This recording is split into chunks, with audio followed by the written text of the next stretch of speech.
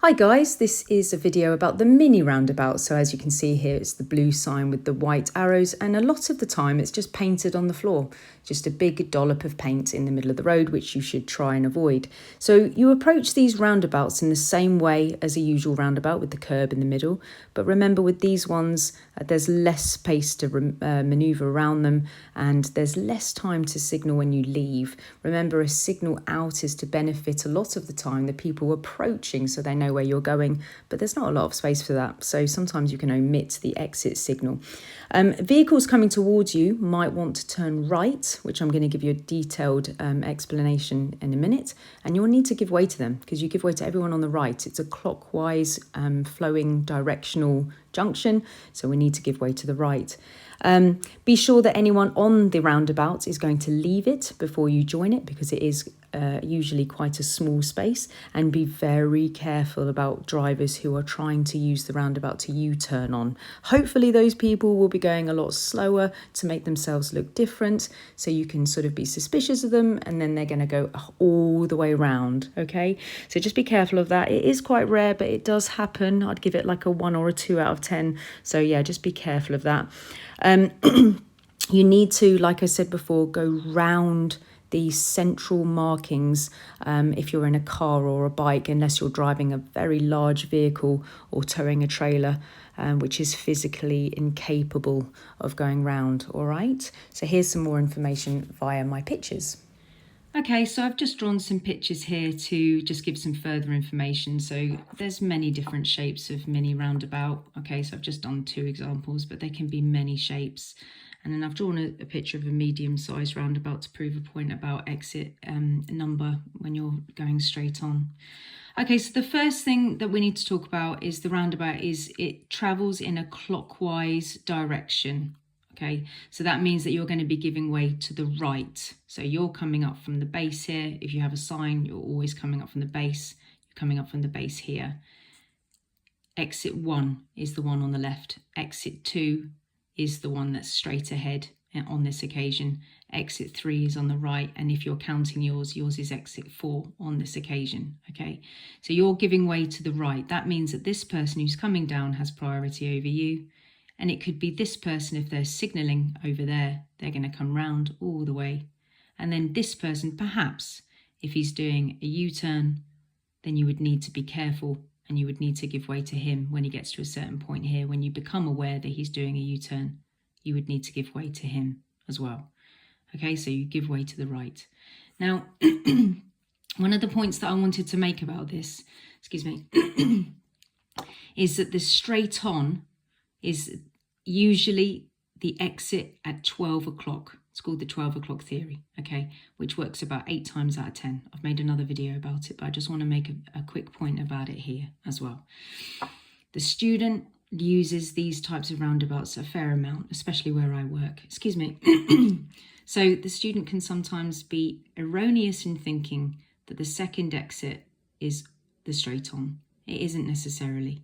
It is important that you realise that the straight on is just the one ahead of you. So this is an example of the first exit being the straight on. This is an example of the straight on being the second exit. And on this medium-sized roundabout, okay, I know it's not a mini roundabout in this, but I just want to prove a point. The straight on here can also be the third exit.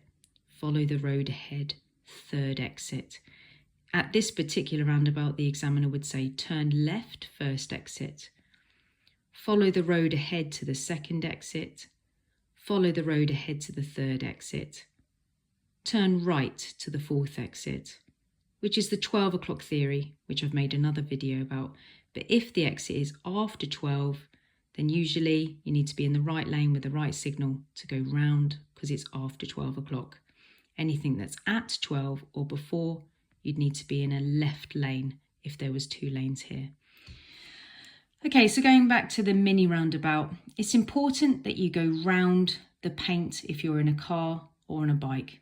The surface on the top for a bike would be very slippery. I'm afraid one of my students was riding a bike and he slipped on one of those. He told me all about it. It got really slippery. Make sure that if you're on a bike, you're going round. And if you're in a car, we're expected to go round, especially on your driving test. I'm afraid over the years that I've been an instructor, my students who have not gone around the paint have failed. It is important that if you can, you need to go round the paint. Only under exceptional circumstances are you allowed to ignore the paint on your driving test. I would strongly recommend that you get into the habit of going around the paint, and that's the circle that I'm talking about, not the arrows. You can drive on the arrows, but just not the circle. All right. So these are little pictures of the roundabout signs, and I've just explained there is many different shapes. This is just an example of 2 there. All right. So if you start having lane choices and you're going to need to start using the 12 o'clock theory, then if I put a line down here, then the 12 o'clock theory would state that 8 times out of 10, you're going to need to be in the left lane for left and straight. All right, that's supposed to be a left arrow. And then the right lane would be to turn right, because if it's after 12, you're turning right. And if you're going straight on, you choose the left lane to go left and straight. All right. So if you have this roundabout here and there was 2 lanes, hopefully that would make sense that you're going straight on in this one here and turning right there. So with the examiner, you can kind of almost cheat, really. You can listen to his words. If the examiner says, follow the road ahead, it's the first exit. Then officially on your driving test, because of what he has asked for, you don't need to use a signal, because he has stated, follow the road ahead, it's the first exit. All right. If the examiner was to say, turn left, first exit, he has asked you categorically to use a signal to the left. Listen to the examiner's words. Years and years ago, I had a student here fail for not using a signal to the left. I still feel a little bit bruised about it, to be honest, after all of these years. But the examiner said at the roundabout, turn left, and the student didn't use a signal to the left and came out like that. I don't know how I feel about that. Maybe if I'd been more experienced at the time, I may have challenged it, because it is a straight on. You can signal to the left to take the first exit at a roundabout, because it is not confusing. All right, but if it's completely straight on, sometimes this doesn't even have a curve. Sometimes it is just made like that, especially if it used to be a T-junction for years and then they're trying to traffic calm with a roundabout. Roundabouts can traffic calm by slowing traffic down from all directions.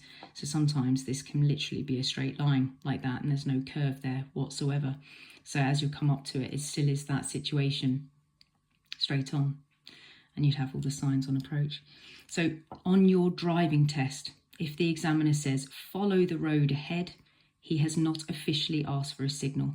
If he says, turn left, you're going to need to use a signal. And that's for all turns, okay, all roundabouts, any type of junction, just listen to his wording. I know you've got a independent drive for 20 minutes, but when he's talking to you, he tells you exactly how to signal perfectly, because he cannot lie to you about where you're going. So just listen to his words. If you hear the word turn left, signal left. If you hear the words turn right, signal right. If you hear the words follow the road ahead, don't enter with a signal. And then if it's a larger roundabout with a curb in the middle, then you can signal when you are leaving. And on that point, these are mini roundabouts which are painted. Okay, so there is less time for you to signal when you leave. When you signal when you leave at a roundabout, say for instance you were going straight on at a larger roundabout, if you signal to leave, it really benefits this person because they know where you're going, they know you're leaving, and they can make quicker decisions to come in. With a small roundabout, there is so little space to be able to do that, that sometimes when you've put your signal on, you're out of the roundabout already, and it wouldn't benefit anybody anyway. You're just out already. It's just so small. And also the signal out can be just a total faff as well. It can affect steering. The student can nearly hit the curb. There's just too much to do. So if it's a mini roundabout, you only need to signal on approach if you're turning left and right.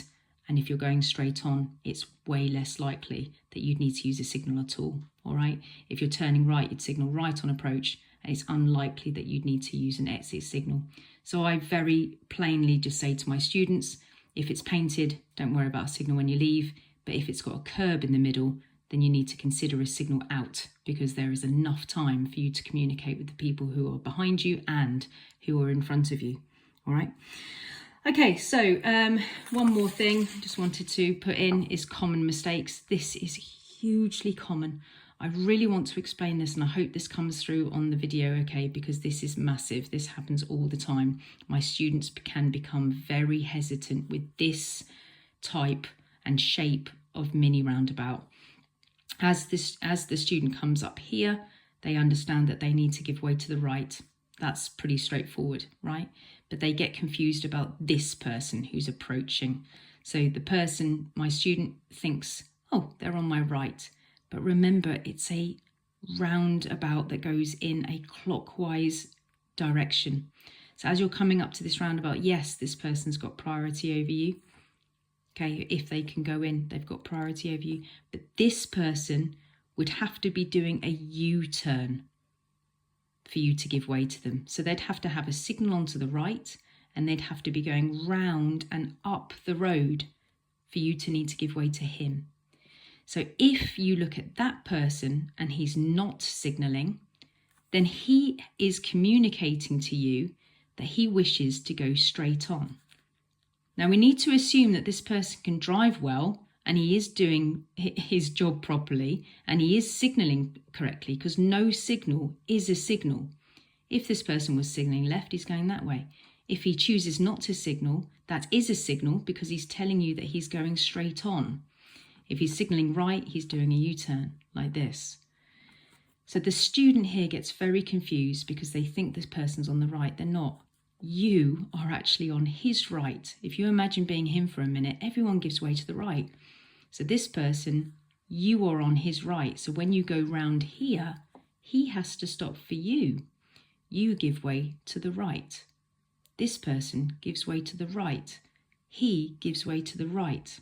Okay, so as you're coming up, you're going to give way to the right, and you're going to check if he's got no signal on, because that's going to be extremely beneficial to you.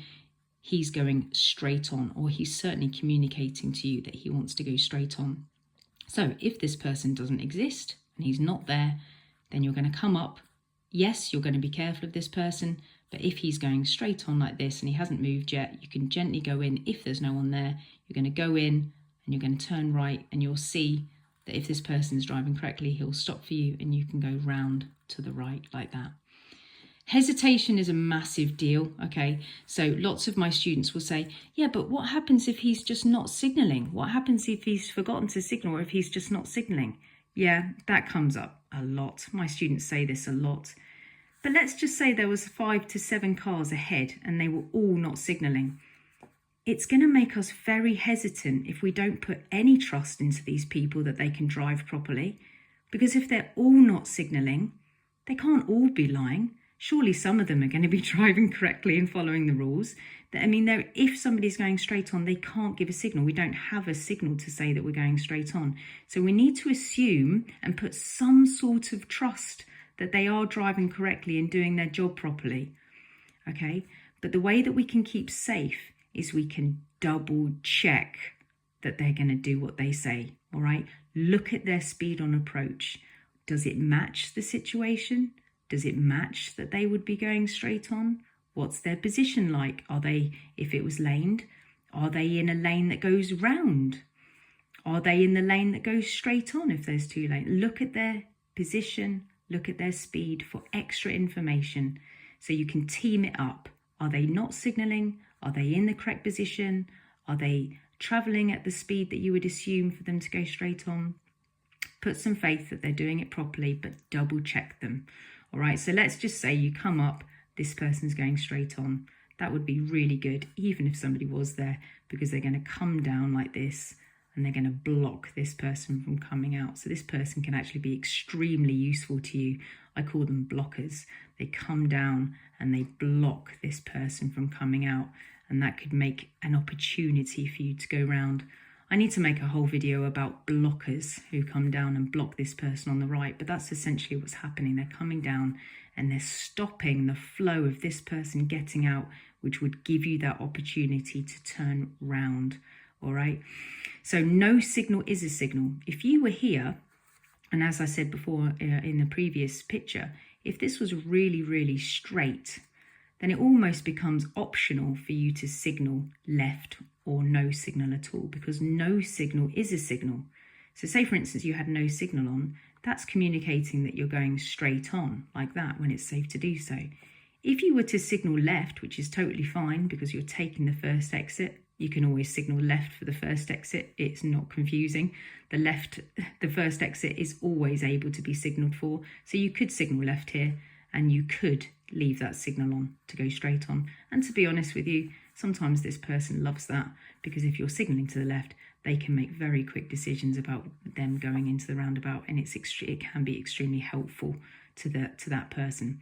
However, on your driving test, if the examiner says follow the road ahead, first exit, then officially on your driving test you wouldn't need to use one. The examiner hasn't asked for one. But if he says turn left, first exit, then you must signal to the left because he's asked for one officially to go straight on. All right, so that's how I tell my students to do it now, after what happened all those years ago with the other examiner. All right, so yeah, I hope all this information helps. If you do get a double mini roundabout, treat them completely separately. All right, so if you're coming up from here, then you would stop at this give way. You would give way to anybody who's going round the roundabout. All right, so say for instance you were the green car, you would have already stopped here and you would have given way to somebody. Let's say you wanted to go straight on at both the roundabouts. You'd come to a stop at this line. You'd give way to the right. And then when you've given way and you can see it's safe, you drive to the next give way line and you stop here. Lots of my students say, oh, but it feels like I'm stopped in the middle of the roundabouts. Yeah, you kind of are. But that's the beginning of the next roundabout. So that is the give way line for the next roundabout. It is essential that you stop here if somebody is coming round on the right, because that's a brand new roundabout. You must stop here to give way. All right, I need to make a separate video about it. But for now, come up, stop at the first give way line if you need to give way to the right. Then when it's safe to do so, drive to the next give way line, stop there and give way to the right, and then make your move at the roundabout where you want to go. So treat them completely separately with the same rules. I hope all of this helps, and good luck with it all.